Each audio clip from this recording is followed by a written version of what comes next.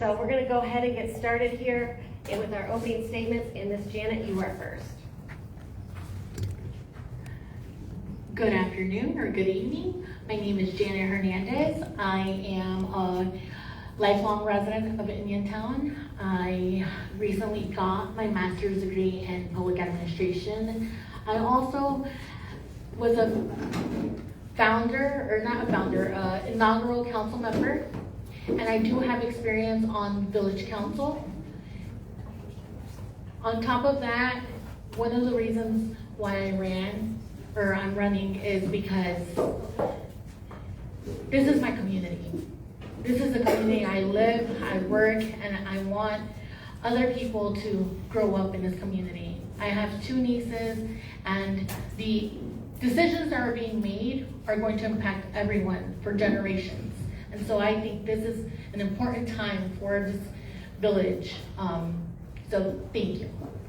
So Janet is running for seat 5. The incumbent in that seat is Karen Onsager. Next we have Krista Miley, and that is seat 3. Good evening, everyone.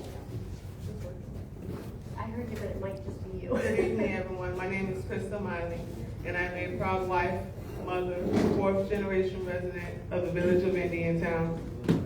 And I'm honored to currently sit on the Planning, Zoning, and Appeals Board, and I'm running for Village Council seat 3.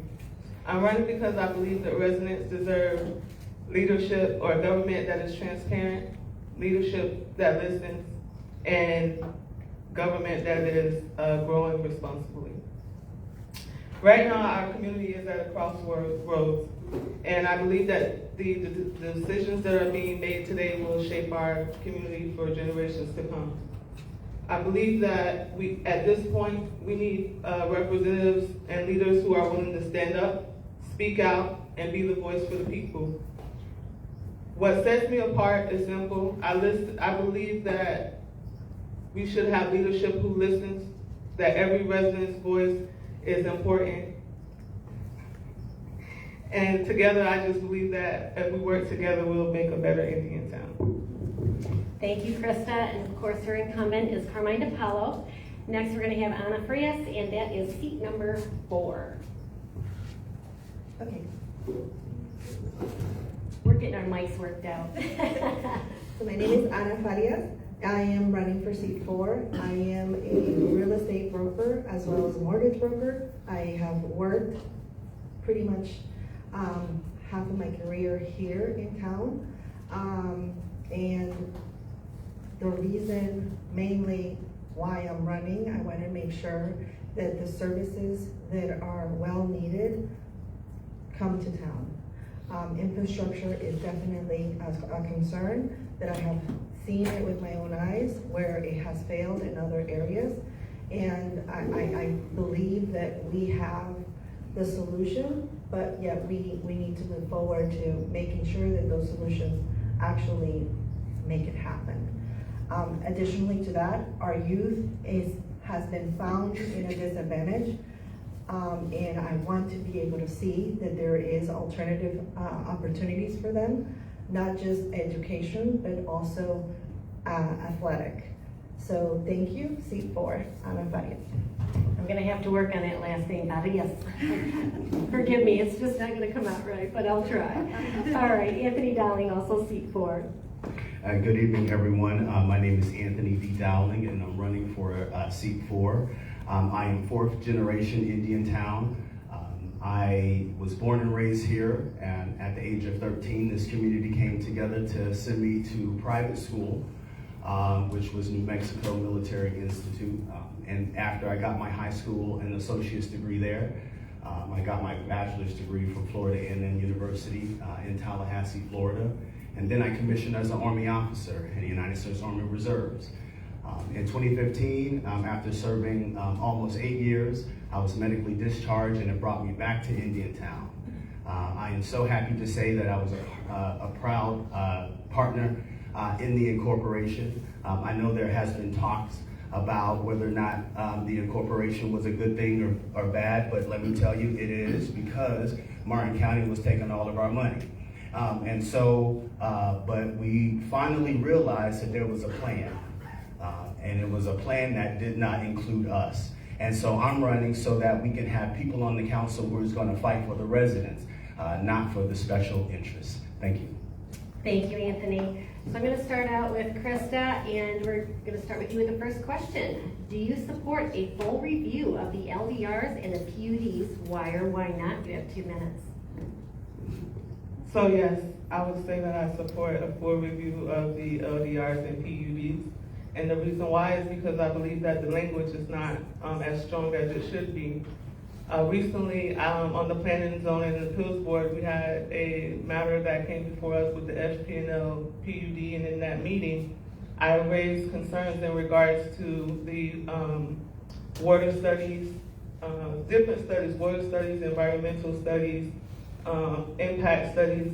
I just feel like, before we make decisions that can affect us in the long run, we should have all the information available before voting. So yes, I would recommend, it'll be a yes for me. Thank you, Krista. Anna? I absolutely believe that we do have to look into them for a second review. I do believe that there is things that were overlooked, and with change of administration and as everything has trickled down as a domino effect, that could potentially hurt us from decisions that were priorly made. Thank you, Anthony. Yes, I support a full review. When I was on the council the first go around, we had the standard LDRs, so they were just standard. A hyperscale data center was not in the mention at that time. And so what has happened is this current council has changed the LDRs and the PUDs. And so what we should do, if I'm elected, is to make sure that there is full support and a full review of the LDRs and the PUDs. Ms. Janet? Yes, I do support a full review and review of the PUD in the regards of water capacity, because we know that currently it has been stated by our village manager that we are up to capacity, and so we don't know the capacity that these hyperscale data centers will have with Indiantown. So I do have a concern in that, and also toughen the language, because there are certain languages that is currently in that PUD that is missing. So I do support that. This really is only going to apply for Anna and Anthony. There are rebuttals that are allowed. You'll have a 30-second rebuttal, but you need to say, I want to have a rebuttal, but we will allow that if something comes up that is basically, I'm trying to think of the right word here, something that they're talking about you personally, so that would be the rebuttal. All right, so now we're going to go ahead to Anna. FPL makes up the majority of Indiantown's tax base. Now there can also be data centers added to that tax base. How will you seek to diversify in Indiantown's tax base?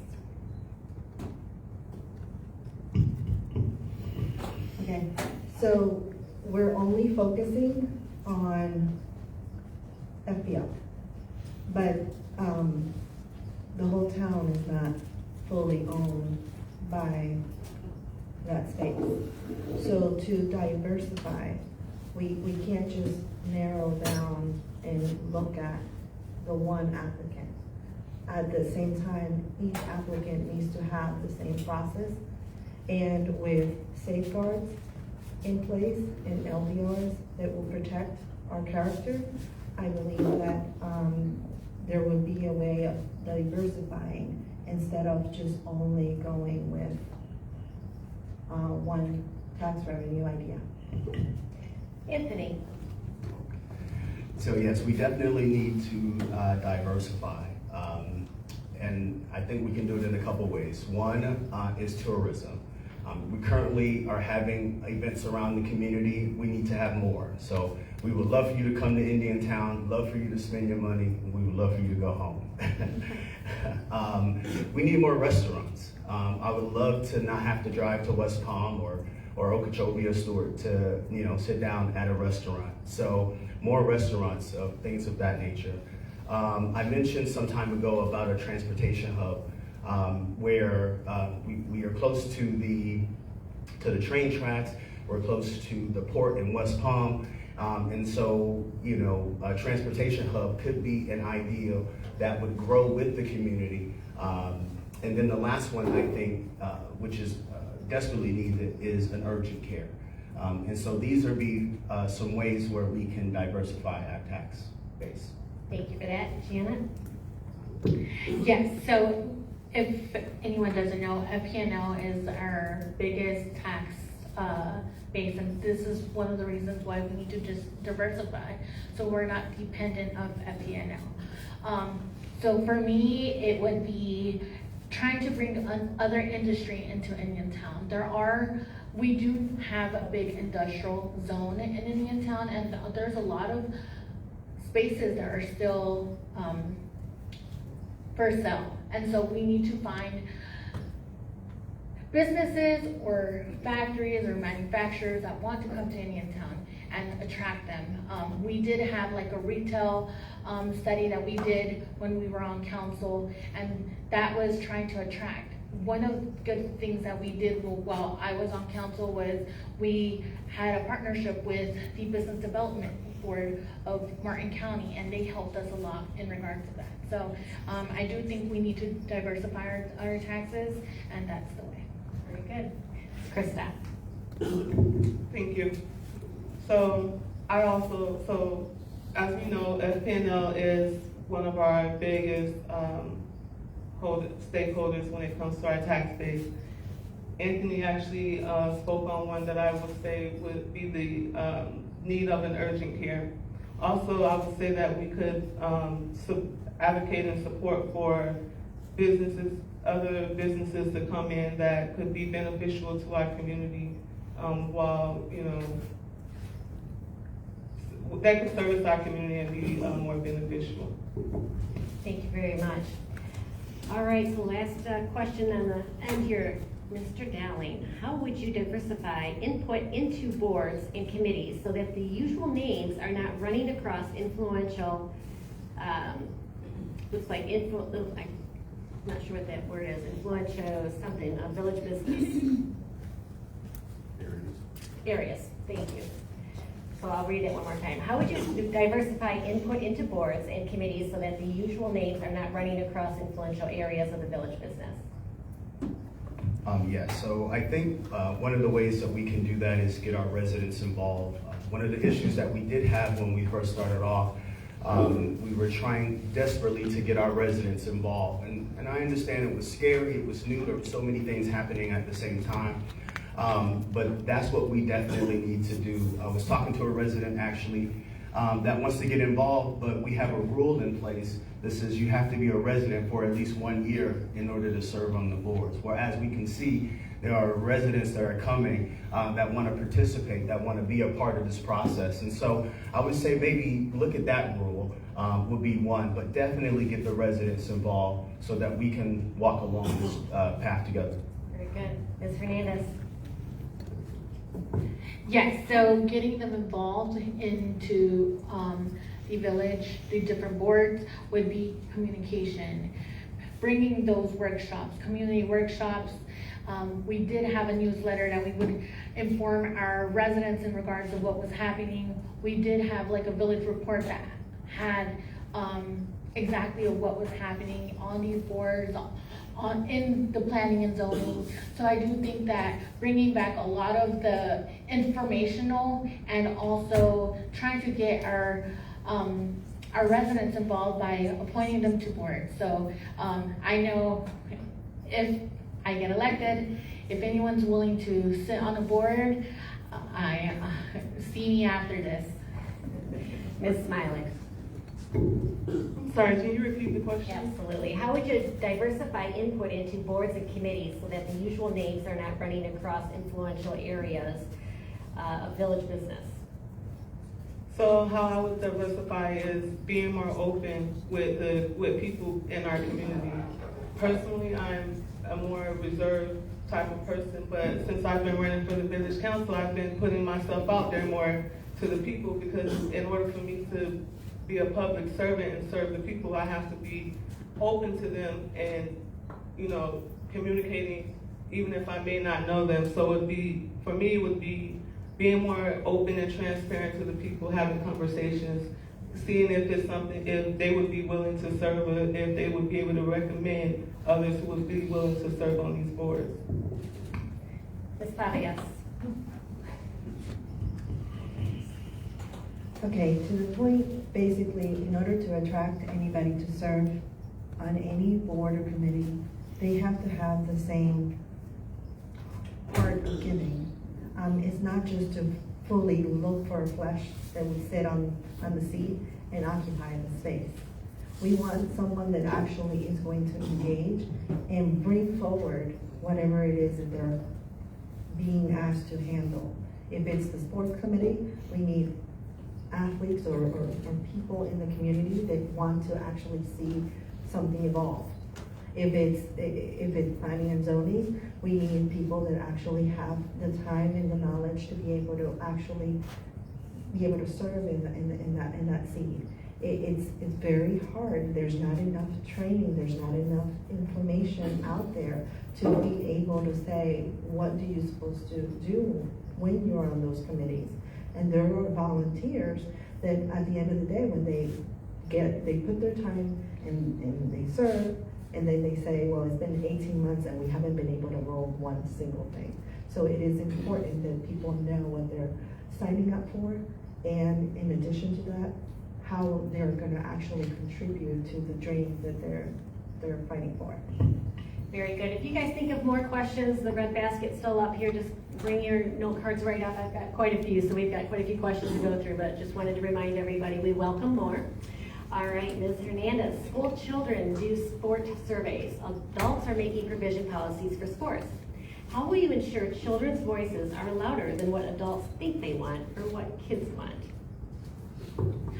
So we do have our local school district, and so having a partnership with the school district, but also having like those, having teachers. I know there's some teachers here that work at Warfield, and having them do like a little poll series down at Warfield would be something unique, because kids will say the truth. So I think having that partnership with the school district, getting the surveys and getting out there and talking to the students while they're in educational forums, probably that would be something that we could look into. Very good. Kids always have their own opinions for sure, right? Ms. Smiley. Thank you. So my answer to that question would be, going out to our local schools, being involved with our educators, asking our educators to speak with their students in regards to what they want to see in their community. Also going to our local Boys and Girls Club, where a lot of children frequent, asking those staff members if perhaps they can pose, polls and things of that sort to engage with the kids, or engage the children in their ideas and wants and desires. Also, by speaking with our own children. I have young children who, when I went to a recent meeting, sports meeting, and after I had went back home and I talked to my daughter about it, because she's in track, she expressed that there should be other options. They should have other options after track is no longer available while in the 5th grade. So speaking with our children so that they can engage with their friends, and then as they can bring that back to their parents, and as parents we speak for our kids. Yes, Farias. I know I'm massacring your last name. I should just say Ms. Anna. Is everybody okay with that? Okay. I would prefer. So, just to brush up a little bit on what Miley said, our kids have a voice.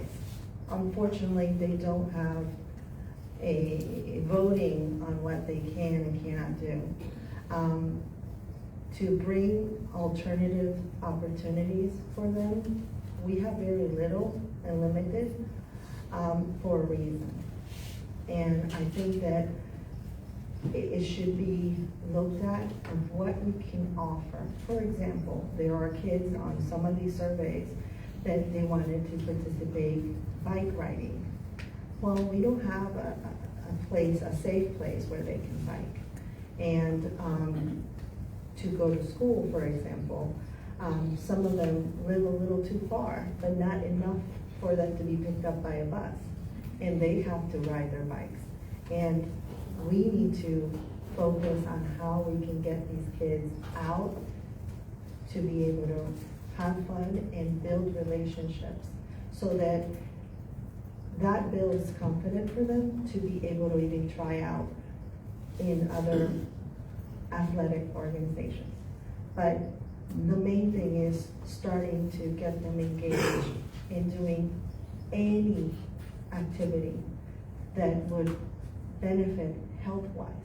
We do have an issue with obesity, and I do believe that a lot of the things that are available in the county are not available in Indiantown. And it can be done with or without committees, with non or for-profit organizations to bring those services to get these kids to actually play different sports, not just the ones that are being offered. Thank you, Mr. Dowling. Yes, as we all know, the children really are our future.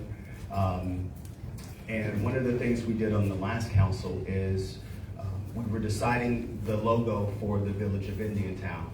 And we had the children from Warfield and Indiantown Middle design what the logo would be. And what we have is variations from various students to what we have on the logo now. So we've done that before. I would like to continue that. I think a youth government, as civics is leaving our schools, I think this is where we can come in as a new municipality and to make sure that we are making sure that our children are aware of what is happening in our community.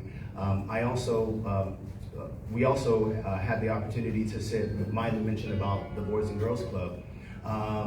Candidate Jackie Clark and myself at various times sat on the Boys and Girls Club board so that we can be the village representation there. So I'm not sure if that is happening now, but that would be definitely one of the things I would love to do once back in office if I'm elected. Very good. Ms. Smiley, how will you bring balance to special interest groups, developers, and residents and their input into the Indiantown process, vision, and input? The way that I would bring balance is by going into every meeting prepared to listen to the applicant, listen to the residents, do my homework and research prior to getting into the meeting so that I'm well versed on what the subject matter is that I would be dealing with, and just be open to hear, what's being said and how that could be beneficial, asking tough questions, making sure that the information that needs to be presented is readily available and that the public has the opportunity to have ample time to review the information that needs to be reviewed. Ms. Anna? Okay, I'm trying to be very precise. The question was again? Absolutely. How will you bring balance to special interest groups, developers, and residents and their input into the Indiantown processes, vision, and input? Okay, in order to have any type of balance, you have to have a checklist. Because in the accounting world, that's how it works. Anything doesn't balance at the end of the day because there's not enough weight on the pros and the cons. So as an applicant, I'm sure they have lots of professionals to be able to put them forward with their idea. And as in the village, or as a council member, or as a concerned resident, I'm sure that there has to be a balance of actually being able to listen to who is providing the information, and if there is any biased information in there that will persuade you otherwise. So checks and balances are very important. Thank you, Mr. Dowling. Yes, I think this is where we have to plan. We have to look at the LDRs and the PUDs to make sure that they are representing the Indiantown values. I also think that we have to, as Miley said, do our research. Just want to give a shout out to Melissa Hay for the information that she has been putting out there. And Kim as well, wherever you are. Those individuals have been pumping forth information, and information that we did not know, information that had been hiding from us. And so that's the main thing, to make sure that the council, whoever's on there, is doing the research so that we're not in this shape that we are. And then I think the last thing, and most of them have already said it, but it is true. One of the lessons that I learned from last time is to listen. When there's so many things that you're trying to do, you put your head to the grind and you move forward. But now, as you stick your head up and look around and see what is actually happening, listening is the best because you're able to hear from everyone and make an informed decision. Ms. Hernandez. So balance is key in regards to special interests. I would say with the PZA board, I would make sure that it's a 7-member board. 5 would be residents, 2 would be business people. And the reason why you would want 2 business people on there is because they bring a different perspective than what residents bring.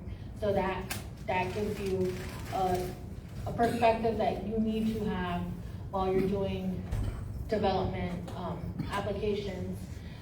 But at the same time, like all my other candidate members have stated, it would be asking the questions, researching, and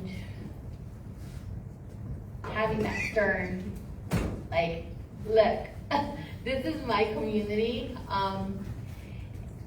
and making sure that they know that we're open to dialogue, but at the end of the day, if this is gonna hurt my community in somewhere or some way, I will definitely put that into my perspective. But always being open to listening to everyone, because that was one of the lessons I learned from last time. Listening. It's hard, but listening is very important in these rooms, because we have to do the business of the people, and so definitely listening. Thank you. Very good. Thank you, Ms. Hernandez. The next question is just for you, Ms. Anna. Your career is real estate. How will you ensure developers and interested parties have no sway over the decisions you make for the people of Indiantown? Okay, as a real estate broker, I am an independent broker. I do not work for any developer that has been in town or out of town. I do represent the first-time home buyers, mainly. That's my main strive for my business. And at the end of the day, in Martin County, history-wise, we didn't have the available residents. You know, we outgrew Indiantown a long time ago. It was about time that we did receive homes. We just need them to be built responsibly, and also what you get what you pay for. And so at the end of the day, they're not cheap. So I don't see myself favoring developers versus the consumers. I do have an ethical stand to be as a realtor. I'm not just a real estate broker. Very good. Mr. Dowling, what are Indiantown's biggest strengths going forward? Our biggest strength is what we see in the room now. It's the residents, it's you all. Your voices, your concerns, walking up to me in the grocery store, telling me all kinds of stuff. It is really you all, because you all chart the path, and you elect individuals who you trust that will chart the path for you. And so that's what I would say. is the residents. Thank you. Ms. Hernandez? Community, because this is where I live, I work remotely, so I'm at my house 24/7. So I do think that the community is what makes this strong, because I can go out to the grocery store and I can have a nice conversation with someone I didn't see for a while, and just go back to memories. So I think community and having our community come together during hard times, so that's our strength. Thank you. Ms. Smiley? If I can have you repeat that question, please.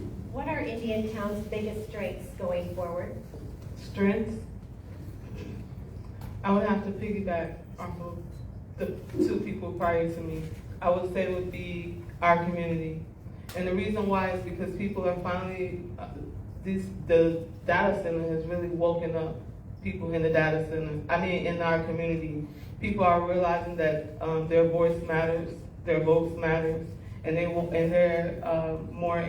becoming more engaged on what goes on and what's happening in the community. I believe if we all come together, unite on a steadfast front, that Indiantown will be great. Thank you. Ms. Anna? So education is key for a lot of things, and I think that the more educated you are, the more stronger you are. And I do believe that Indiantown, when it started, we had, 8 years old, 10-year-olds. Nowadays, those that didn't have a say can vote. And they are graduating with associate degrees and so forth. So therefore, I'm sure that they can learn from the history that their parents had gone through and what they have seen in other countries that they don't want to see anymore. So therefore, our community has grown to be stronger thanks to the education that has been available to them. I had to move to this side of the table. I didn't realize that I had my back to so many people you filled in. So this is fantastic. This room is full. It's really awesome. So now I'm going to come back down to Ms. Hernandez. Should all core village staff be directly employed with the village and not contractors? So that is a good question, because you have a small municipality. I really think that in order to control everything, it's best to have it all in-house. Reason why is because you can control that. When they're a contractor, they set their time, they set when they come to you, and so there are things that cannot be in your control. So for me, it's always a thing where with having a person full-time employee, you're gonna have to pay benefits. And with a contractor, you're actually saving that from the cost. So it's an even balance. It depends on what department, I would say, for me, but I do think that most people should be employed with the village, because then we can hold them accountable. Ms. Smiley? Sorry, I'm gonna have to actually read that. Sure, no problem. Should all core village staff be directly employed with the village and not contractors? I would say yes. All employees should be directly employed with the village and not contractors. And the reason why is because then we would not have to worry about having any impurities or lack of, or less conflict of interest issues and things like that. So no, I don't believe that they should be employed by contractors. Ms. Anna? Okay, just like Janet said, it all depends on the project. There are things that it's a lot cheaper to be contracted out just because of the equipment, the knowledge, the experience that in order to hire those people that have the credentials, we won't be able to afford it. So take a look at certain things that have already taken place, and yet we might not even have the funding to complete the project. There was a different project that was moved forward that potentially could have meet certain PUDs, and that was the $250,000 check that was going to be written as a donation, maybe as a, just to make sure that certain things happen at a certain place. But the whole project overall can't be done. They can't even get started.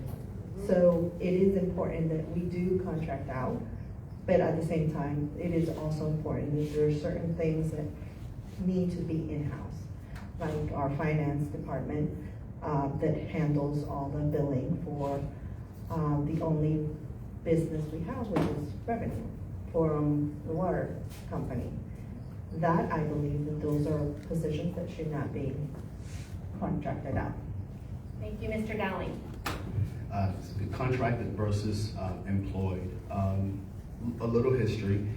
When the feasibility study was done for the incorporation, the whole idea was for it to be a government light, which means most of the jobs would be contracted. And so once we got into the elected position, we quickly realized that we needed people actually here. And so I would say, as we are growing as a municipality, I would prefer more employees, but there are certain jobs and services that may not be readily available, or we may not need but for once or twice. And so I would say mostly employed, but we contract as needed. Thank you, Mr. Dowling. All right, Ms. Smiley, what makes you better than your opponent, and how can we stop the data center?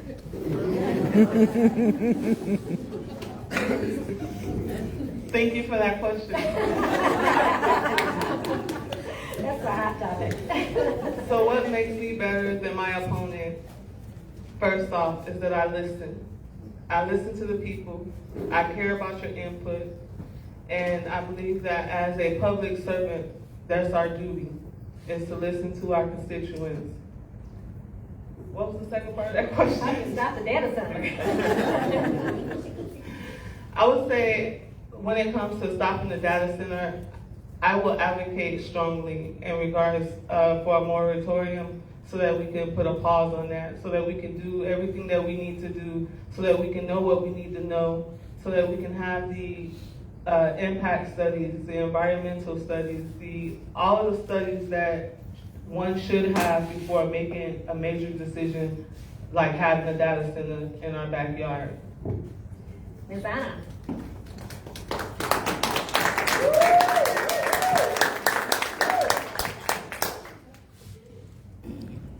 Same thing, but I like to segment things very specific.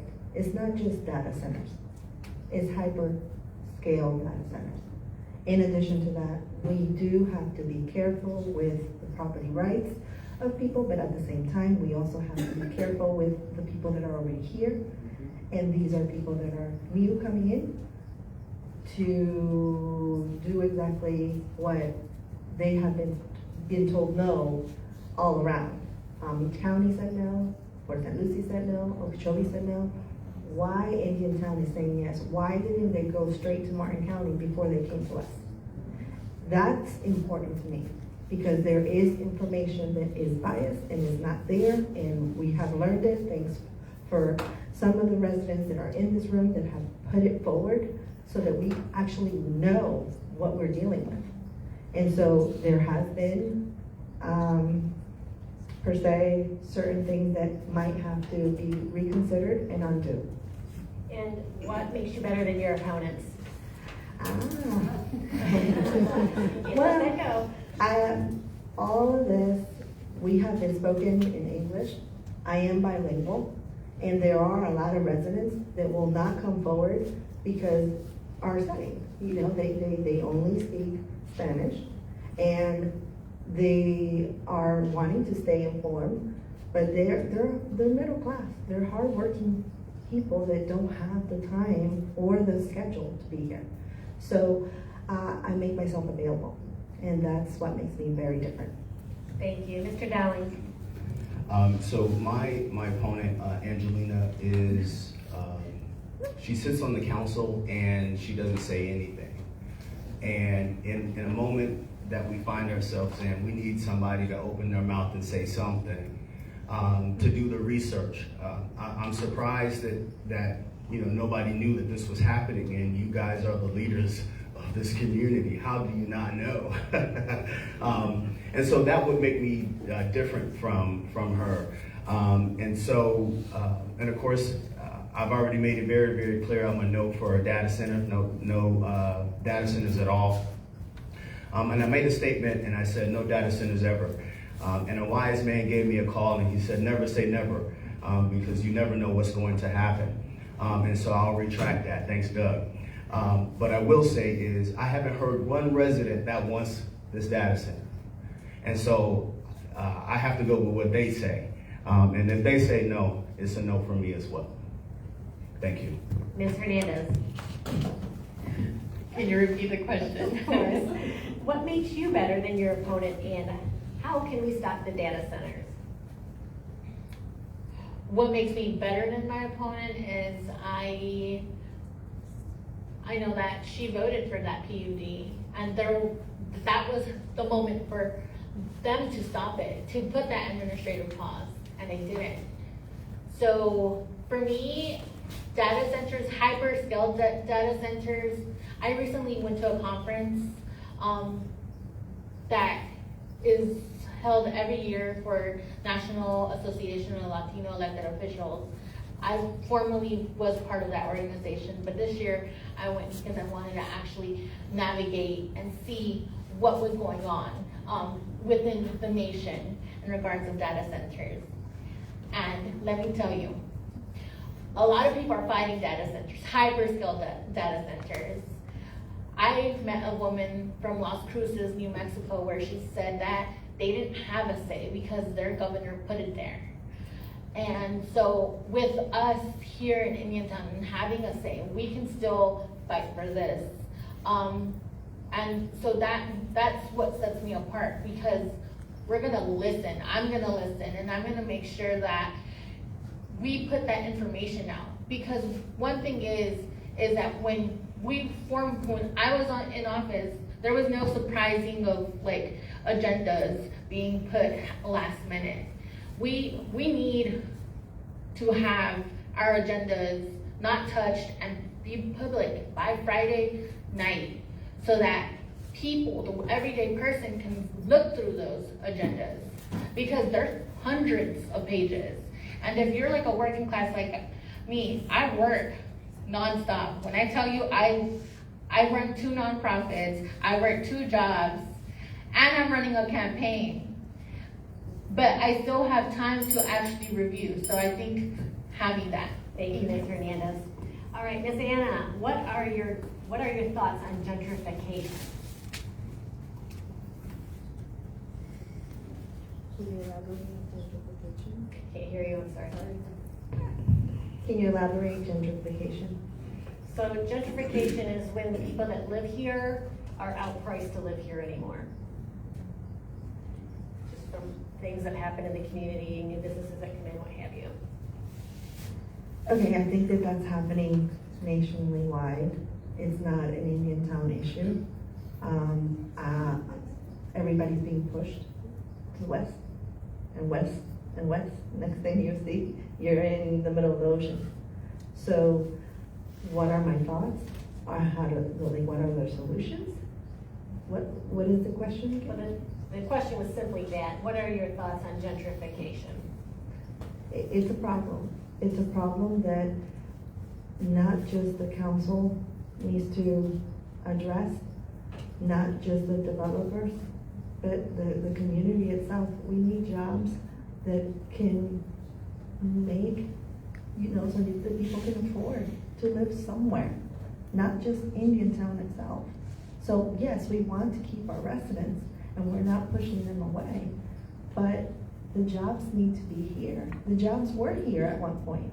The Citrus was one of the largest employers, and now they're gone. So now we need to figure out, diversifying our business, we can find people to be able to perform jobs here. Mr. Dowling. It is a huge problem, Anna, sorry. It's a huge problem because there are folks who want to move back to Indiantown and can't move here because they can't afford the housing. And so, as you know, as we were sitting on the first council, we approved homes to come into the village of Indiantown, and the whole thing was affordable housing. Well, we learned, affordable to who? Is it to the Indiantown residents or to the folks that came in? Because I hear residents say, I can't afford that. But I heard folks who live there that say, you know what, this is the best price in town or the best price in the area. And so we have to look at affordable housing for whom? So yes, it's a big problem. Thank you. Ms. Hernandez? So this is a problem nationwide. I do think that public-private partnership would help with this. On top of that, when a developer comes into town, you have to ask what they can provide to this community. Because they're coming into our town, they're impacting our roads, they're impacting our parks, they're impacting our water capacity. And so this is where the negotiation starts. And what our residents want, they want homes that we can guarantee some portion of those homes to be for affordable housing or tiny homes or something like that. But it all depends on private partnerships and those negotiations. So that all comes down to when we have these PUDs, because that's where it all happens, when we're passing those PUDs. Ms. Smiley? Thank you. So, in regards to gentrification, I don't want to see as I stated in my intro, I'm a 4th generation Indiantown resident. I would not want to see the people who can say that they've been here for as long as I've been here or any amount of time displaced from the community that they love and they call home. So being elected to the council, I'll be sure that I advocate for not only housing that is attainable, but also for good paying jobs that residents who are already here are able to qualify for, and so that they're able to, make a living and be able to live and afford to be here in the village. Mr. Dowling, this is specifically for you. After your last election campaign, you left Indiantown. You were not at PZAB or council meetings. Why didn't you continue to attend those? And how can you make a difference if elected again? Yeah, thank you for that question. And just for the record, I did not leave town. I just stopped posting on Facebook. I was still volunteering at food drives. Ms. Hempfield does one, and I was there. I was at funerals. I was around the community. I just wasn't posting this publicly because I had to go and heal for me. I had lost my dad and lost my sister, lost 2 brothers, all within a 4-year period of time. I had to go take care of me. But I was still paying attention because one of the things that I implemented when on the council is that we can watch the village council online. And so that's what I've been doing, watching online and hearing what has been going on and seeing people being bullied on the dais. And that is what struck a fire under my feet. And for those of the individuals who have been in the community, you all have saw me. And so that would be my answer. Thank you. Ms. Hernandez, will you support a residence board that has a meaningful role, not a cursory one, to input with the council and staff and have access to public records and bring the residents' concerns to the table? Can you repeat that? Yeah, it's a long one. Will you support a residence board that has a meaningful role, not a cursory one, to input with the council and staff, have access to public records, and bring resident concerns to the table? A residence board, I think that going in there, I don't wanna promise something that I won't be able to, make. But one thing I can tell you is that there are several boards that will be available. PZA board, Parks and Recs. And so those are the inputs where residents, I will be appointing residents to those boards if elected. So that is, I'm open to anything. So, Thank you, Ms. Smiley. Thank you. My answer to that question would be yes.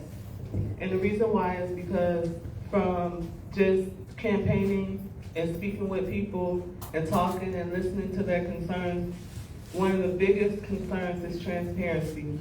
So what other way to be transparent than to support this board so that people have the opportunity to have access to the information that they need access to and not have to wait months to get public records requests and things of that such. So yes, I would be in support. Thank you, Ms. Anna.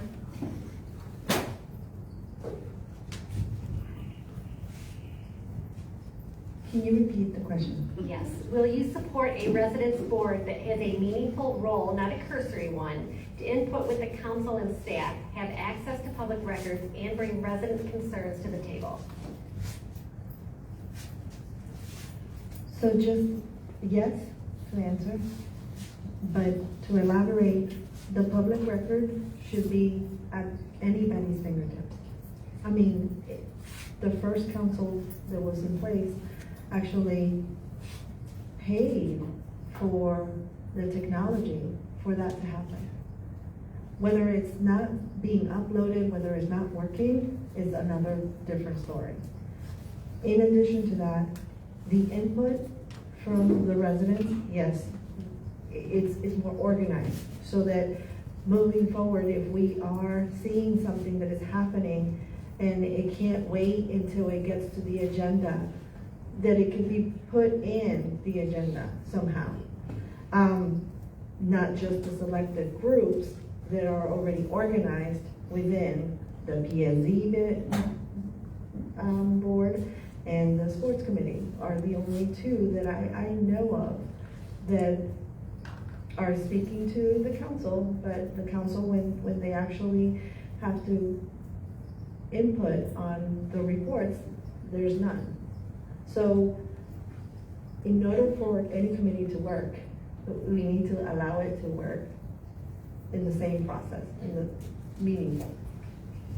Mr. Dowling. Yes, I support residence boards. One of the things that we did before we got into incorporation, we had the NAC, which is the Neighborhood Advisory Council, and we had folks all around the community that sat on this board, and it disappeared once we became a council. I would love to maybe start that board again, where we have representatives from each neighborhood. I also think, considering that the hyperscale data center issue, we should also have residents, or have a board for residents who may live outside the boundaries, because we're discovering they're going to be affected just as much as we are. And so I would advocate for those two things. Thank you. All right, so we're going to just take they do deserve a round of applause, everybody. They're here in the hot seat for disaster. I thought I'd take a real quick little break. We're going to do some quick questions here, okay? You're going to use those whiteboards in front. And the first one's a warm-up question. You all have to write your question or the answer at the same time, and then we'll reveal them at the same time, okay? Here's the warm-up question. What year did Indiantown officially become an incorporated village?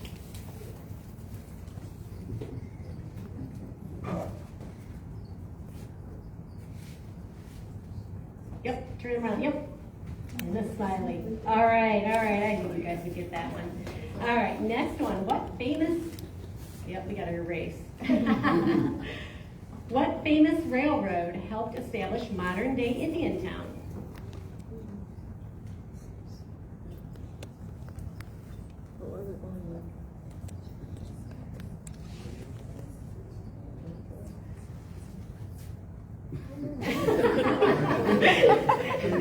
I love honesty. No. Unsure and Flagler. The answer is the Seaboard Airline Railroad.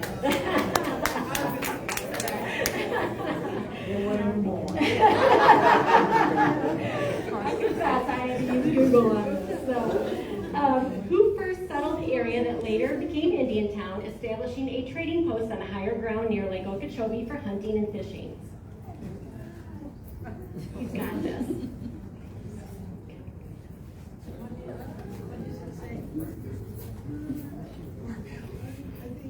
First settled the Indiantown area was the Seminoles. Mr. Davis got it. Woohoo! Yeah, tell us how far you go. Okay. There you go. Okay. All right. True or false? The railroad named Indiantown. Did the railroad come up with the name Indiantown? True or false? 3 falses and a true. It is false. The community already had the name before the railroad arrived in 1924. It was named for the Seminole settlement and trading post that existed there long before the railroad arrived. All right, here's your heritage here. Which crop is Indiantown historically most associated with? Got a couple answers here, so.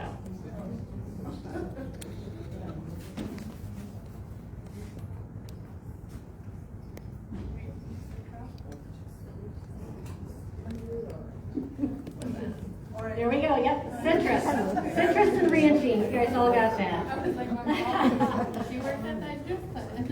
All right, a couple more here. No, you guys got that. Who is known as the unofficial mayor of Indiantown and was inducted into the Florida Women's Hall of Fame in 2020 for her decades of work advancing civil rights, healthcare, childcare, affordable housing for farm workers?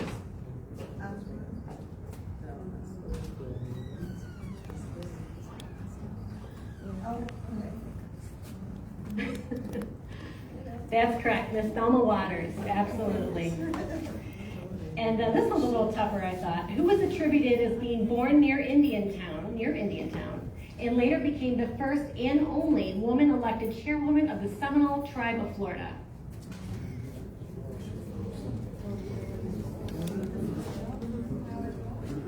This one's tough. Nope. Nope. This one was tough. All right, it's Betty Mae Tiger Jumper. All right. We need a museum, y'all.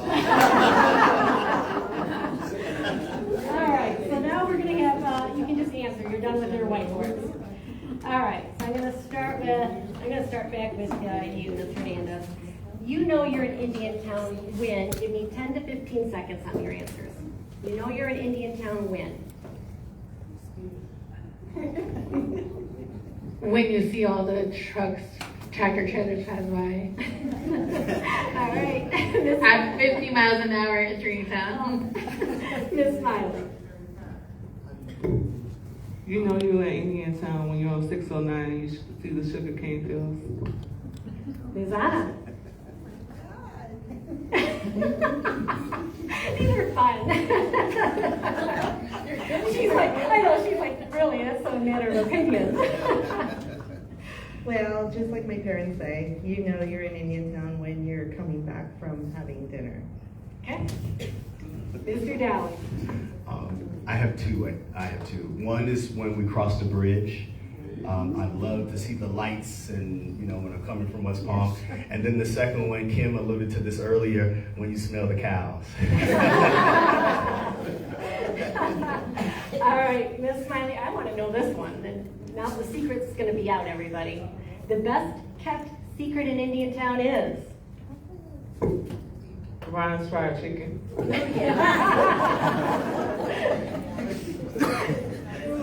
Ms. Anna. The best kept secret in Indiantown is? I know. Maybe the recipe of the chicken? Mr. Dowling. I would say our culture. We have such a diverse culture. I'll say our culture is the best kept secret. And Ms. Hernandez. So there's two things. Okay. So let me know tacos. Because anyone that I've met and come to Indiantown, they're like, oh my God, I tried the tacos in front of Burger King. I'm like, yes. And then culture. the diversity. Excellent, all right. Ms. Anna, my favorite annual Indiantown event is? Annual event, my favorite one? Come home to Indiantown. There you go. She answered for We've me. had them, and we've had a lot of people come back. Fantastic. I love it, the audience participates, so thank you. In fact, I think probably my mother was here at 3 years of age in early 1900s. Oh my gosh, we got some stories here from the museum and the historians right there. All right, Mr. Dowling. Annual event. I would say the village birthday, December 31st. I would say Swamp Fest. I would also say the food drives that we have. I know they're not an annual event, but they're needed. So. Several, thank you. Several. Ms. Hernandez. I have several. The Christmas parade. Usually I'm busy during that time. It falls with Our Lady of Guadalupe Festival at the church. So that's my annual too. But Martin Luther King Jr. Day. And Ms. Smiley. So for past, it would be the fair that we used to have annually in Indiantown. And then more so in the present tense, it would have been Swamp Fest. That got some rising audience out there with the Swamp Fest. All right, Mr. Dowling, one word that describes Indiantown's future is? One word. I'm going to use the word that I told you is potential. Indiantown has potential. Ms. Hernandez?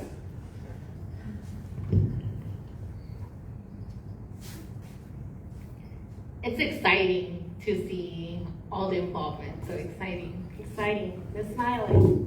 Promising. Ms. Anna?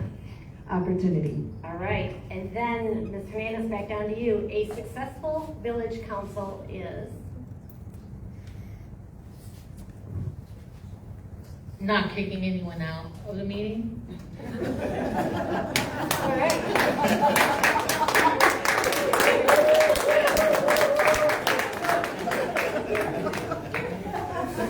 Ms. Smiley? A successful village council is one that listens to their residents, one that hears the concerns of the people and speak out and speak up. Ms. Anna? Definitely, when in doubt, ask the questions. Be upfront, be human. It's okay to say, I don't know. It's okay to pass it on and not vote on something you're unsure. Mr. Dowling? A successful council is a diverse council of ideas, of culture, of language, of experience, and then of course those who listen. Ms. Smiley, questions for everybody. We're getting back into them. Would you support allowing chickens in the village? I would say yes, but in support of, to my yes, I would say that they should be caged. Not having them run all over the neighborhood, destroying other people's property and stuff like that. But it would be yes, as long as it's contained. Ms. Anna?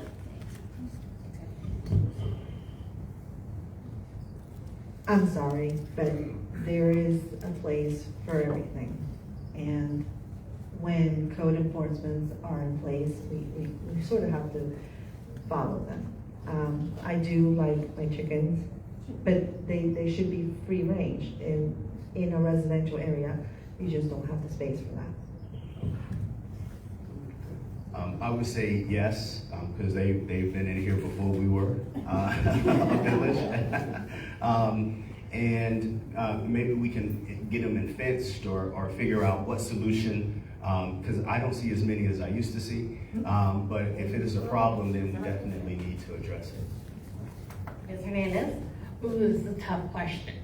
Because my mom, if she She goes hunting for the chicken owners because we get a lot of them over our fence.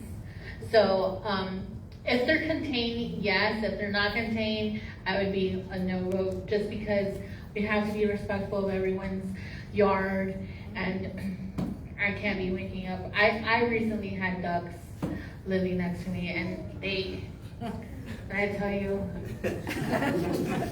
they were chirping at all night. So I would be considerate of the community, because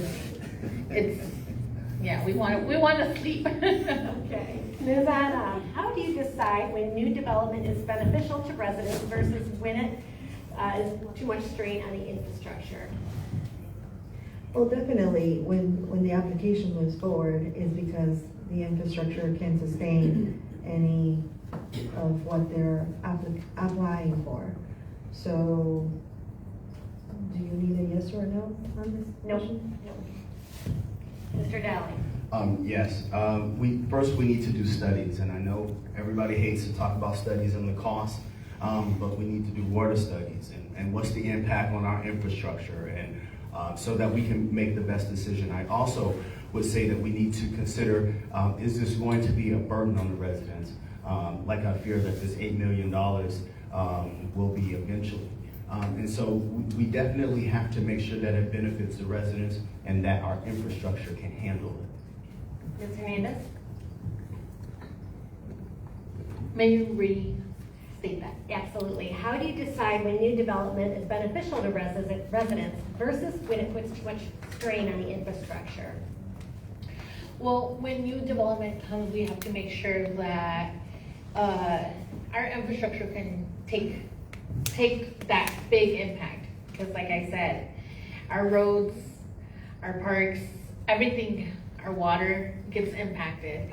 So definitely trying to see how, in a whole, we have to put this all in a whole, because what I'm seeing is that it's individual, and we can't do that because we have to consider everything as a whole. And so seeing that bigger picture for me is a must. Ms. Smiley?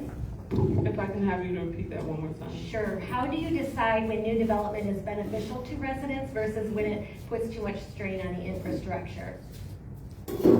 I would say you decide when you've conducted your research studies, you've gathered all of your impact studies, environmental studies, asked the questions that need to be asked, and hear here's our residents, and you use all of that information to formulate a decision on whether or not whatever the matter is at hand, if it's beneficial. I'm gonna make a call here that we're gonna tighten our answers up to a minute, because there's a lot of questions. You all are here. I wanna make sure we try and get the questions that they asked.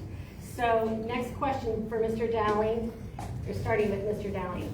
How can we as residents back up our transportation depot to service our students in case of emergency at our schools? The buses coming from Stewart can take up to 30 to 40 minutes to arrive in case of an emergency. Yes. Interesting question, because I was approached, I did a Facebook Live a little while ago, and I was approached by one of the school board members to say that the problem was fixed. Well, we discovered that it's not fixed yet. And so one of the things that the village, when I was on the council, was advocated for is, for safety reasons, we have the buses in Indiantown. Let's just say, hypothetically speaking, we have this hyperscale that comes. Let's say there's an explosion. How can we move the most of the individuals out of here in the most amount of time? So we have to start thinking about those type of things, because they are possibilities. And so I would push to make sure that the buses are here and advocate for more, even if the village maybe have to have them so that we are safe just in case of emergency. Ms. Hernandez? Advocating with the school district and letting them know that in regards of emergencies, it's ideal.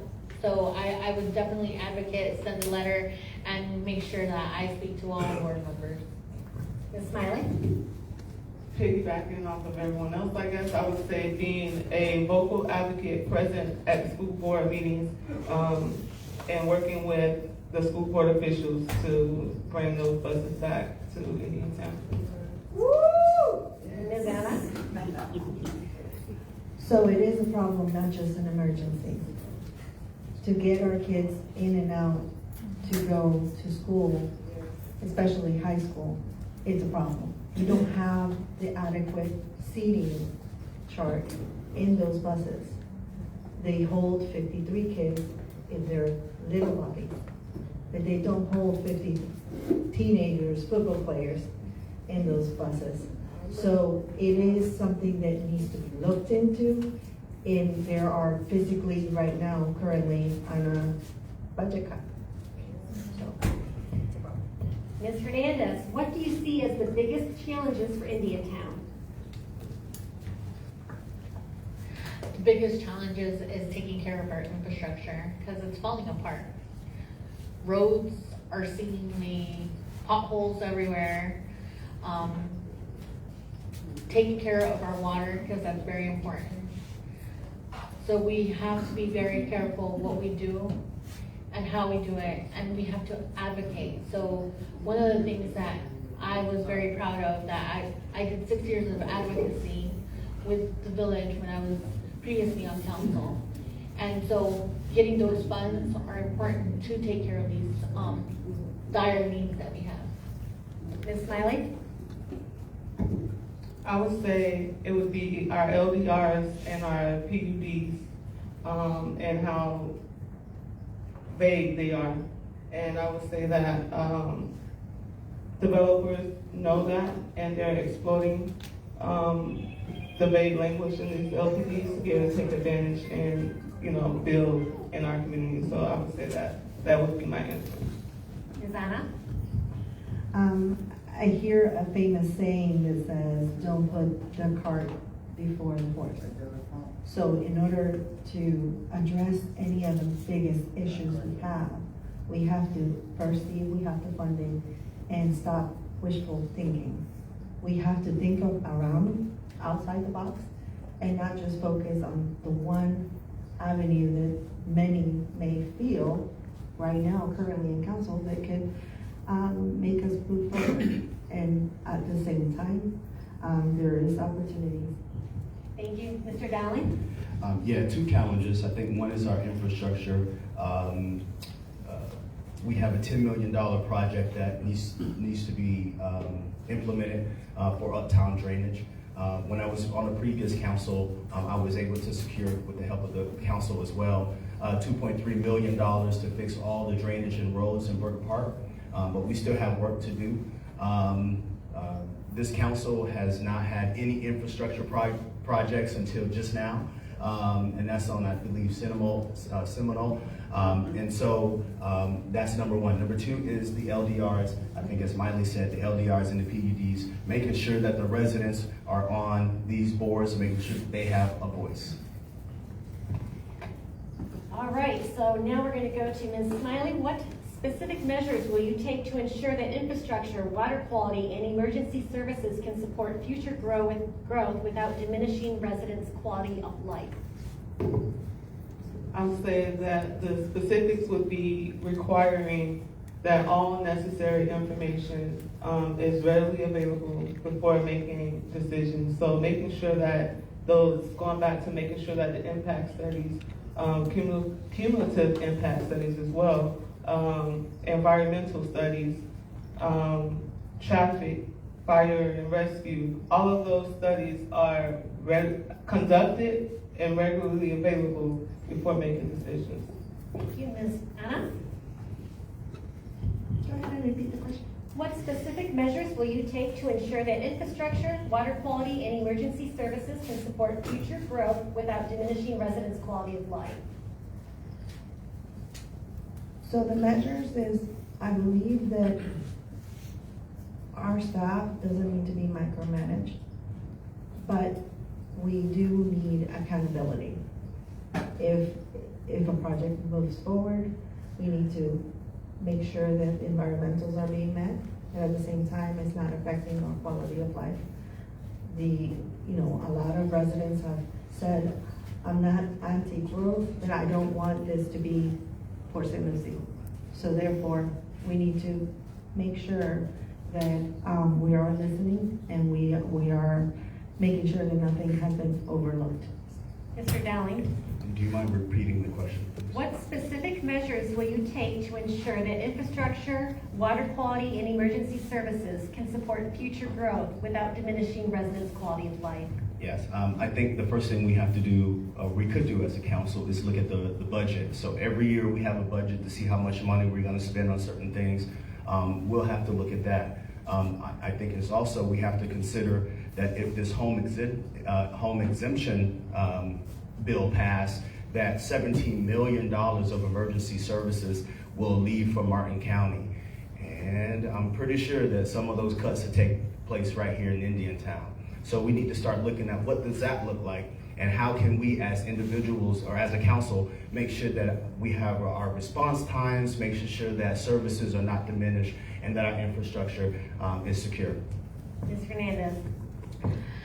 So, once into office, strategic planning, coming all together and bringing all the department heads, because that's important. They're the ones in these seats that are driving all these issues. And so making sure that we have those impact studies, but they know what we want and what our residents want. So that is key essential for diving in, seeing what we have, and then making a plan. Ms. Anna, will you support a pause to review high-load industrial projects? Yes, I do. Mr. Dowling? Yes. Ms. Hernandez? Yes. Ms. Smiley? Yes, ma'am. All right.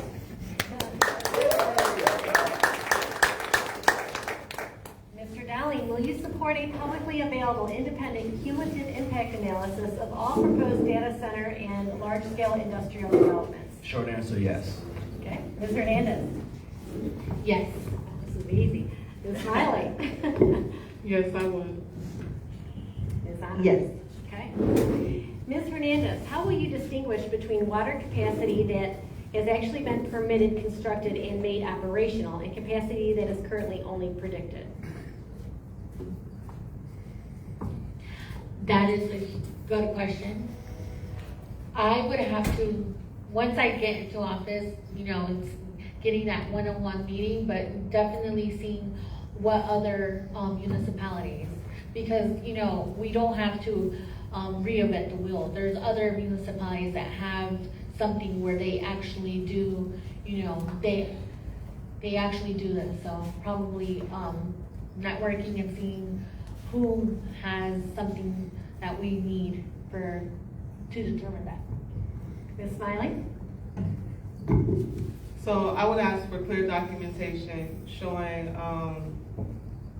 the water capacity is currently permitted, funded, and what's available. I believe that projected water quality shouldn't be something that it shouldn't be something that we hinge on. It should we shouldn't even really consider what the projected water quality, water capacity is until it's actually the water is, the people are vetted, the applicants are vetted, and it's secured. Ms. Anna? Well, we're only focusing on water capacity. We're not focusing on what it should be, which is quality as well. And that is something that needs to be measured. And without the studies, we can't really, there's a lot of work to do. Mr. Dowling? Yeah, we definitely need to look at where we are now, how much capacity that we can hold. And then I think as a village, we need to look at what our values are. And those values will reflect whether or not we are participating in projected water capacities. And if it doesn't fit our values, then we don't want it. You guys are touching on the next questions with your answers. Ms. Smiley, will you ensure that more regular water quality testing reports and results are readily available to residents and on the village website? Yes, I would. Ms. Anna? Yes, I would, but I want to make sure that those tests are not just done in the water plant. Yes, I would. Ms. Hernandez? Yes, I would. Ms. Anna, what would you do about charges the water company has put on the citizens? Oh. So, that needs to be reviewed heavily, because there's been things in place for non-payments for residents that are no longer here, and it, that is there, and the security deposit has been returned, so you're left with nothing. So yes, it needs to be reviewed. Mr. Dowling? Yes, that would be probably would be one of the first things I'll look at. When I was on the council previous, I was advocating to lower our bills. And unfortunately, the council went a different way. And then now we see that this council has hiked the prices. What if your water bill is $35 and it's late? So now it's doubled.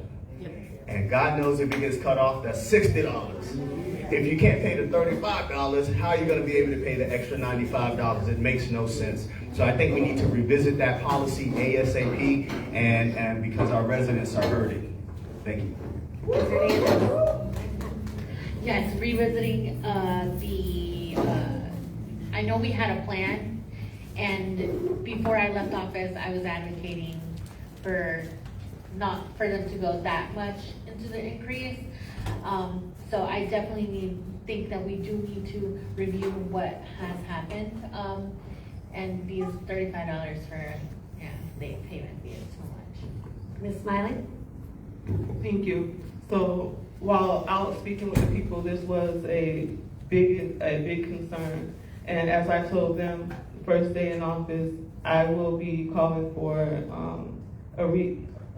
for us to review the fees, the schedule of fees, and see what we can do to work to get those fees reduced. Mr. Dowling, how will you always ensure that your vision for Indiantown is in keeping with the majority of the residents of Indiantown's visions, and how will you know it is in keeping? How I think and know. One, we have a strategic plan, and this is where all the stakeholders come together, I think like once a year, to look at our vision for the village of Indiantown. And so that will be the first thing I do. Bring in everybody, let's have a conversation just like we're doing tonight on how and what do we want to see here. I think the second thing is that we bring the residents along with us. On the previous council, there were so many moving things, there were so many fasts that it seemed like a lot was happening.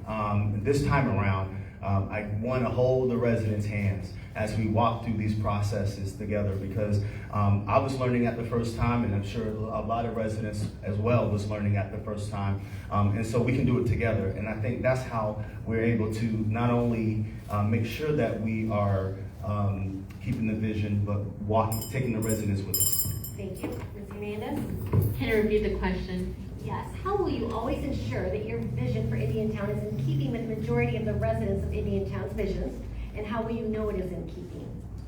So having a strategic planning, like Anthony said, this is something that actually plans, this is the vision, and making it in a bigger venue and not early in the morning, because who goes to a meeting at 9 in the morning? I'm usually sleeping on a Saturday morning.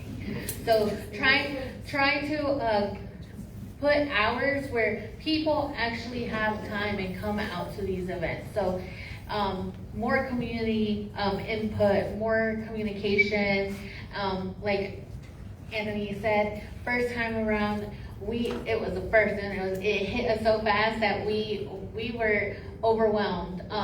And so if elected, I'm already asking a few people to assist me in regards of trying to keep the communication. So communication will be key.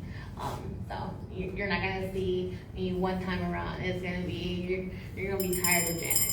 Thank you, Ms. Hernandez. Ms. Smiley? So a short answer would just be bringing the people along through the journey, keeping people involved, keeping people engaged, and keeping the people vision firsthand. Ms. Anna? Yes, you need collaboration and engagement. So being able to be accessible at all times, it's important. There's a lot of times where I have felt that other people have been too engaged in their work life, and this was like something to do extra when I'm bored and have nothing to do. And to me, in order for people to feel engaged and collaborate with you on anything, you have to be inviting, you have to be approachable. Ms. Hernandez, many of us live outside of the incorporated areas but want to feel like our concerns are heard too. Many of the decisions that are made within the incorporated area directly affect our daily lives. What is your plan to ensure that the residents living outside of the incorporated area are heard and that our input is genuinely considered in the decision-making process, though we reside outside the incorporated area and choose to remain outside of the incorporated boundaries?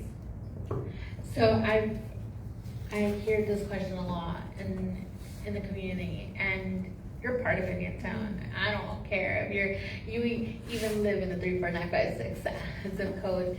Everyone has an input, no matter where they live, how they feel, because the decisions being made in Indiantown won't only affect Indiantown residents. They're gonna affect Okeechobee, they're gonna affect Stewart, they're gonna affect Palm City. And so this is my invitation for everyone to come to actually be informed and stay informed of Indiantown, because it will be essential. Ms. Smiley? My response would be by being open, having open means of communication, being accessible, and inviting them to be engaged, come to the meetings, speak. Their voice still matters. So still attend the meetings and let your voice be heard. Ms. Anna? Yes, with the collaboration and engagement, when you go to these council public meetings, you get a card that collects your information. I have never been contacted once in 8 years through that information. So that to me is important. Staff should be able to provide that if a resident approaches the podium and express a concern, that we reach out to them. Mr. Dowling? Yes, as I mentioned before, we definitely need to bring the outside folks in. As someone said tonight, we're not limited to the boundaries. And so I would advocate for a neighborhood advisory committee for those who live outside the boundaries.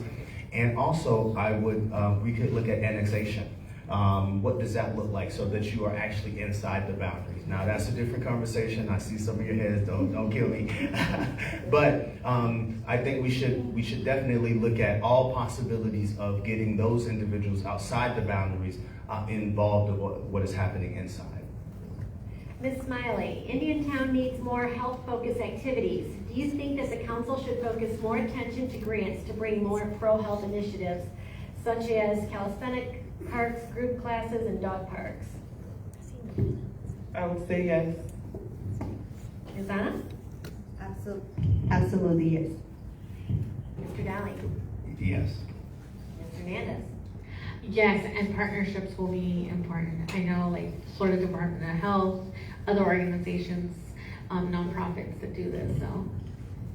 Thank you. Ms. Anna, do you consider it reasonable for major builders to repair roads they use heavily instead of the village repairing them, such as the non-county roads, side streets, pump trucks constantly causing damage to roads, potholes, and curb damage? Absolutely. Some of the roads are divided. Not all the roads are kept, maintained by the village. Some of these roads, once they're in place and in good standards, and the maintenance of it is gonna be the village. So it has to be a collaboration during the construction phases, but then afterwards, we have to plan very carefully on how we're gonna be able to maintain throughout Indiantown. Mr. Dowling? Yeah, I think it is reasonable to have those individuals to pay for the streets, but now the question would be, who do we charge? And so I think we would have to have that conversation prior to them moving into the village, or getting established here. Hey, this is what we expect. This is what we expect from you. This is what you should expect from us, so that it's clear, and so that if those roads are damaged, then now somebody can fix them. Ms. Hernandez? So setting expectations, and yes, they definitely need to pay their way, because they're coming in here into our towns and they're using our roads, and our roads are crumbling. I can tell you, Indiantown Drive, Lincoln Street, those are crumbling to the seams. Ms. Smiley? A short answer would be yes, growth should pay for growth. Mr. Dowling, are you in support of city centers being built in our village? Why or why not? Oh, I'm sorry, that was wrong. I read that wrong. Are you in support of a data center being built in our village? Why or why not? Big difference. I was gonna say, wait a minute. No, and as we discovered, we do have one data center that is here, Blue Stream, but as it relates to hyperscale, it's a no for me. Ms. Hernandez? For hyperscale data centers, no, because of electricity. Ms. Smiley? My answer would also be no. Okay. Ms. Anna? It's good. For hyperscale, no. Ms. Hernandez, how will you challenge and ask informed questions of developers, attorneys, and village staff? So one of my proud moments was, I would always, before a meeting, I'd sit down and look at all the agendas and have those conversations with staff. And then when I had questions, I would do more research on top of that. So I do think that having those conversations with the community, but on top of that, with the staff, and going out and this is one of the things about networking, going out and seeing what is being done in other jurisdictions. So I always ask questions. Ms. Smiley? If you can repeat the question, please. How will you challenge and ask informed questions of developers, attorneys, and village staff? By paying attention, being engaged, and reading my information. So when we have meetings, we're provided with, I don't want to say a docket, but we're provided with a lot of information in regards to the issues or the project that's in front of us. And then when you come into the meeting, staff puts on a presentation. Well, the presentation that's put on is nothing compared to all of the information that is given. So that's why reading is important. So when there's things that have been left out that I feel are important, those are the questions that I'm asking. Ms. Anna? Being prepared for a meeting when information that has been given is not accurate, it's a problem. And I've seen it, where questions are being asked and no answer because that's not what we're focusing on. That's not what we're dealing at hand. So being able to table things when that occurs is a must for me. Mr. Dowling? Research, making sure that those individuals who sit on the council, doing their research, asking questions, and as Anna said, getting the answers, making sure that the answers are actually being told, asking for the impact studies. How is this going to affect our water? How is this going to affect our air? How is this going to affect the environment? And then as it relates to the staff, so that's for the developers. As it relates to the staff, we just have to hire quality staff. We have to do more vetting. We have to make sure that there is nothing that'll come back and bite us or that can hurt us as we're moving towards being, the greatest village that we can be. So I would say research, asking questions, and then hiring quality staff. Ms. Smiley, how do you as a council stop backdoor deals from the wealthy? You said, how do I stop backdoor deals? Good question.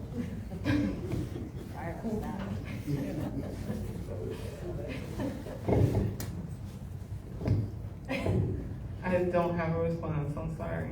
That's quite right. It is a response. Ms. Anna? I want to hear the question again. How do you as a council stop backdoor deals from the wealthy? Don't they not supposed to have those to begin with? Like, why would you have to stop something that shouldn't be taking place? So there's no stopping, it's just not gonna happen. Mr. Dowling? Well, we know it's happening, but I would say this should stop with the council.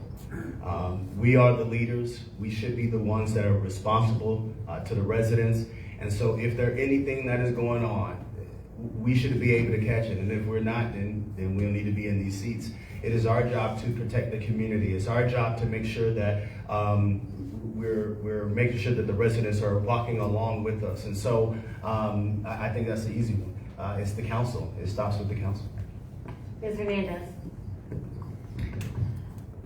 Like Anthony said, it stops with the council because the people you elect represents you. And so depending on who you have on council will determine in regards of those backdoor deals. But knowing me, I'm to the book, so I will not do any backdoor deals with anyone. I ain't going to jail for anyone. I'm just letting y'all know. Ms. Anna, do you believe additional major approvals should move forward before the village establishes the combined capacity of its water, wastewater, electrical, road, and emergency response systems? One item that I heard on the last meeting during the budget was that anybody that's moving in needs to be able to sustain themselves, fend for yourself. So if you can put a water treatment, you can put electricity in whatever project you're applying for, then you can provide that so that we as council can see that it's not gonna take up our limited resources. Mr. Dowling? Yes, and we should. And this is how we should do it. We should, once we get certain information, we come back as a council to see if this is something that we want to move forward with. Then it goes back to the staff, they do the impact studies, and then it comes back to the council. And then once we have approved it, I think there's 2 readings that must take place in order for that to be approved. And so now we'll have several steps instead of just the staff approving without the council's knowledge. Ms. Hernandez? Can you repeat that question? I sure can. Do you believe additional major approvals should move forward before the village establishes the combined capacity of its water, wastewater, electrical, road, and emergency response systems? Yes, I do believe. Just because right now whoever gets in has to get up to par to what is currently happening. So for me, would be trying to see what has been approved, what has been, and making sure that we toughen those LDRs and we do more, we do that administrative pause, especially for that hybrid skill FEMA center. Ms. Smiley? My response would be no. Major projects should not be approved before knowing the combined, how it will affect our community. We shouldn't be approving projects without knowing how it's going to affect our community in the future. We should have all that information prior. Mr. Dowling, will you support independent environmental and engineering review of development proposed on or near the former Florida Steel Superfund site? Short answer, yes. Ms. Hernandez? Can you repeat that? I sure can. Will you support independent environmental and engineering review of development proposed on or near the former Florida Steel Superfund site? Yes. Yes, ma'am. Yes. All right. This question here, Ms. Hernandez. How do you stop the wealthy from taking over the village staff with only their ideas and input? So I really think that all department heads need to be on payroll so that we don't have this department heads on, contracts. Because once on payroll, they're accountable to the village. So I would say that accountability from the department heads and from the staff. And that's why I really think a manager's report where they're putting every 2 weeks exactly what's happening, because that's how we have a focus on what's happening within the village. Ms. Smiley? If I can get you to repeat that question, please. How do you stop the wealthy from taking over the village staff with only their ideas and input? I would say by making sure I would say that we may need to seek new staff, and when we go to seek out that new staff, that we make sure that we properly vet the staff to ensure that they have Indiantown values and they're here to do the job of the people and serve the council. Ms. Anna? Repeat the question again. How do you stop the wealthy from taking over the village staff with only their ideas and input? The same process needs to apply to anyone that comes and move forward with their ideas. It doesn't matter if you've been here all your life. At the end of the day, if your values have changed for the better of the whole, that's something that needs to stop. Because at the end of the day, they're moving forward with their ideas, and it's like the back door. They can't convince you, but they're gonna convince the people that actually work with you, not against you. Because you're actually trying to protect the residents. Mr. Dowling? Yes, I think one of the things we could do right away is change the LDRs. I think we need to look at who sits on these boards. We also need to see where there is conflict of interest, because there is plenty that we're looking at and that's out there. And then I think the last thing we would have to do is we need to change staff. We need staff that is going to have the vision of the council. And whatever that look like, they have to go, because we want to make sure that we are starting with transparency and making sure that no wealthy folks are getting in the way of what Indiantown is trying to do.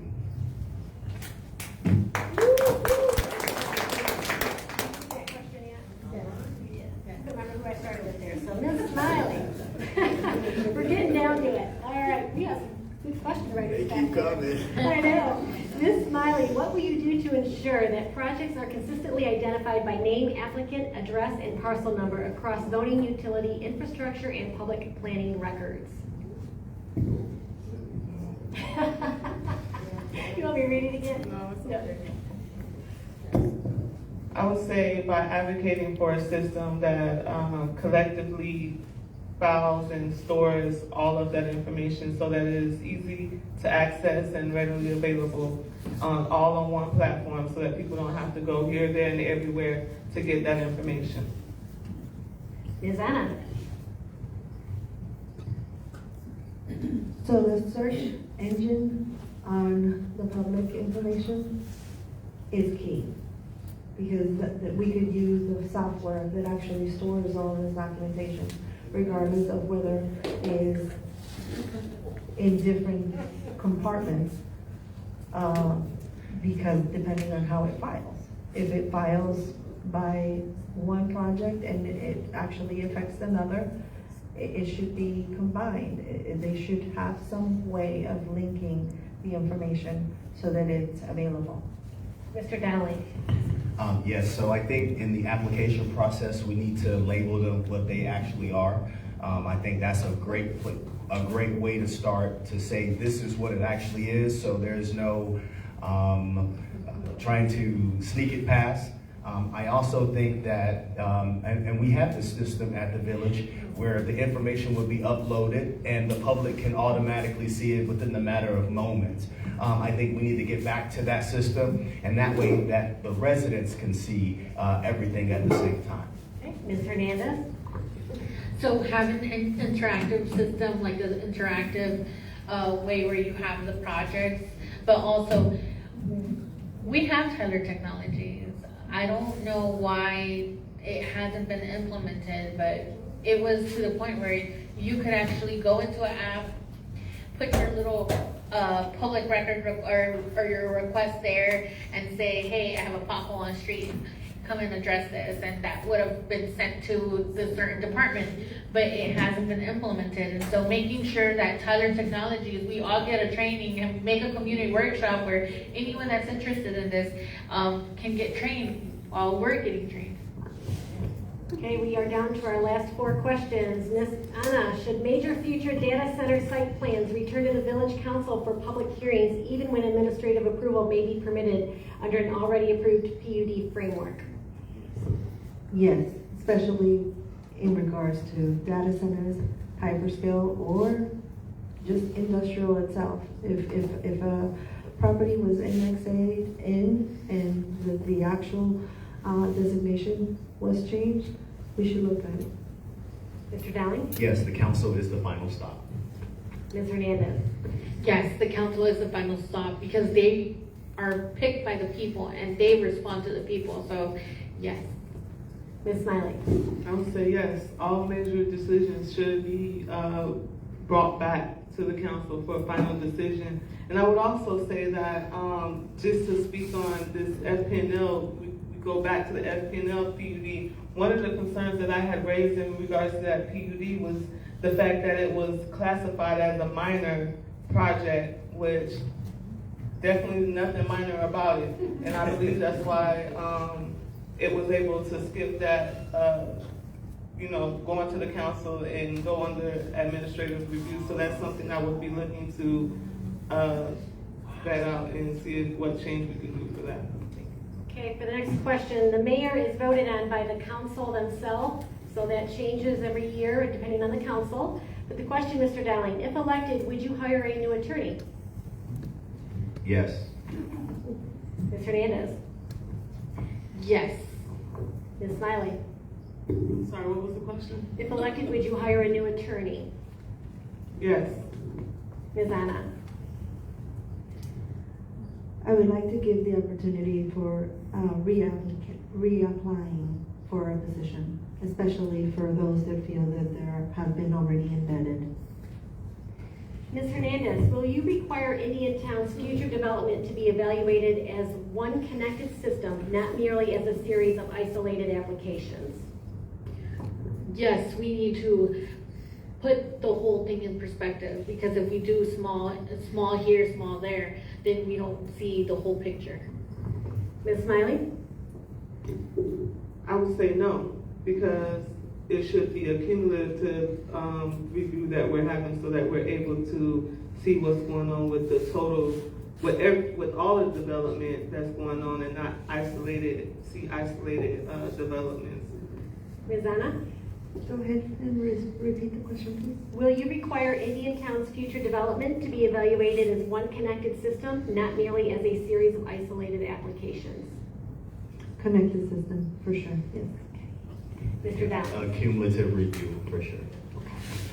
Ms. Anna, how would you stand up to the city manager, mayor, if you are the only council against an idea?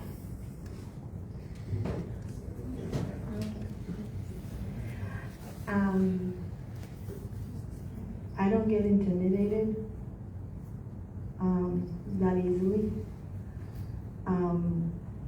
And I believe that asking questions and allowing that person to actually prove their point of view can make a difference.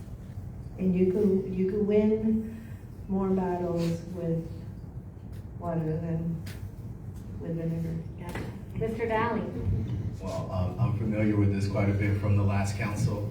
And what I ended up doing was voicing my concern and standing on principle. And we're not always going to agree, and that is quite okay. But especially when there's residents involved or the future of Indiantown involved, somebody has to stand up, and even if you're standing by yourself. Ms. Hernandez? I do have experience with this because I was left alone. And I voiced my opinion and I made sure I was firm with it. And I would make sure to voice my opinion and let the village manager know. Even though later on she would send out notifications the next day to combat me. It's fine. Ms. Smiley? I'm sorry, it's late. Can you repeat that question? Last one.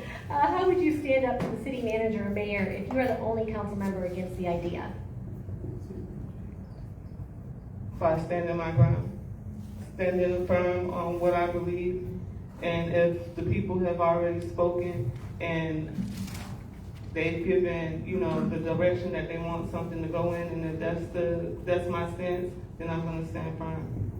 All right, so first of all, I want to give a round of applause to the audience for a bunch of great questions.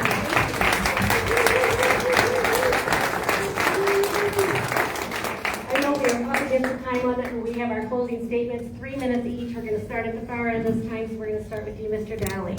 Yes, I just wanted to say thank you. Thank you to the committee, Kim, Kusam, Melissa, David, Daniel, Ray. Okay. Oh, you want my committee member, but I just wanted to thank you guys for coming together and making sure that the residents had a voice. Thank you to the candidates for coming. I know it's scary up here, but y'all toughed it through. Thank you, KC, for doing what you do best. Thank you. And of course to the residents who actually came. Thank you, thank you, thank you, thank you. Tonight you heard a lot. And it is definitely something as we go into this election. When you get the opportunity, I created a board where these potential data centers would be, and then I put tax where the communities are. I want you to do me a favor and find your house and find out how close you will be to one of these potential data centers, super data centers. So we have work to do. If you notice that my opponent, Angelina Perez, is not here, they're having ice cream right now. But for the ones who are here, come and see us, come and talk to us. And again, I humbly ask for your vote August 18th. Thank you.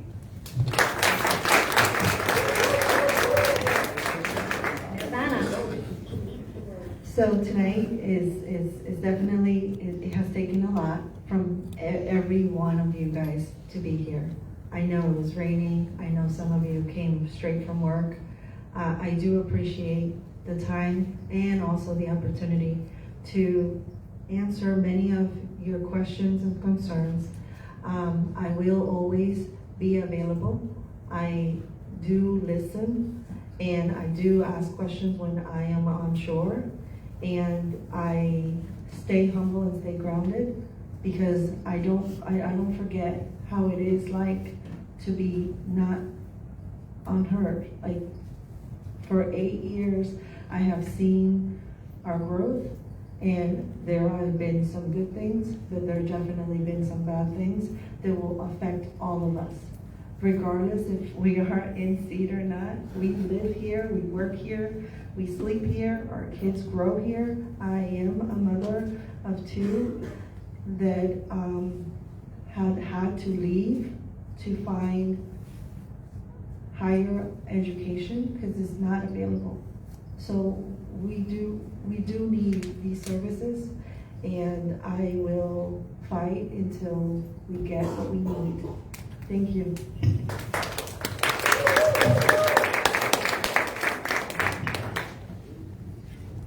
So I'd like to thank everyone who had a part in making this happen and making this possible so that people can hear from the candidates who are willing to step up here today and be in, for some of us, might be an uncomfortable position, but putting ourselves out there to be a voice for the people.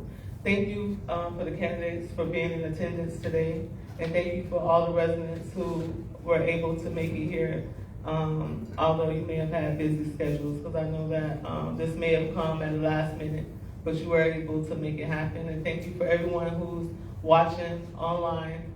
We thank you as well. Thank you for the questions that were asked. It allowed for us to come out of our comfort zone and really address some issues that needed to be addressed for this community. I would ask for your support, and I would humbly ask for your vote on August 18th. Again, thank you everyone for being here tonight. Have a great night.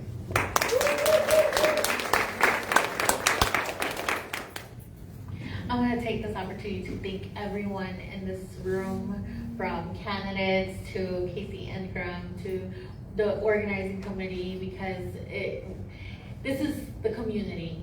This is community all coming together. And Indiantown is dear to me because I've lived here all my life. And so I just want the best for Indiantown. And I know everyone does. Currently, how the village of Indiantown is, we're not seeing the transparency, we're not seeing that communication. And we need that back. So if you vote for me, I would humbly say that we're going to make sure that we're for the people. This is your community. This is our community. Let no one make you think that your vote doesn't count. Your vote does count. This is our community. And Indiantown has so much opportunity coming, but we need to make sure that we have the right people in these chairs. Thank you.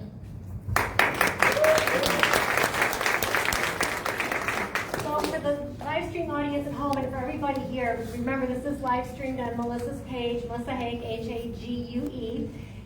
Make sure you share it. We can watch this entire forum next week, whenever. It's really important to just get the word out and share the candidates' message. Thank you all to the candidates. Let's give them a big round of applause.